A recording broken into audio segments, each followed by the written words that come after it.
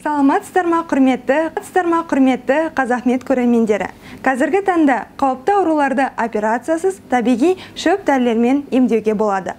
Бұл қазақтың дәстүрлі халық емі. Біздің орталықта бір жылдың ішінде 5000 астам науқас ем алып, ал 2000 астам науқас операциясыз табиғи шөп дәрілермен емделіп, дертінен айықты.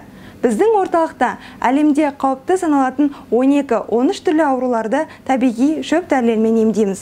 Орталығымыздың мамандары табиғи шөп дәрілерді әр адамның ағзасына қарай анализ жасау арқылы 5 немесе 7 күннің ішінде жан-жақты тексеру жүргізіліп, содан кейін дәрі дайындалады. Сонда ол дәрінің адам ағзасына кері әсері болмайды. Қай қоғамда болмасын, дертіне шипа іздеген жандарға, білікті және де білімді мамандарға қаралғаны жөн. Сапалы қызмет көрсету біздің басты міндетіміз. Егер де біздің орталықта ем алатын болсаңыз, арнайы иммунитетті көтере алған табиғи шөп дәріні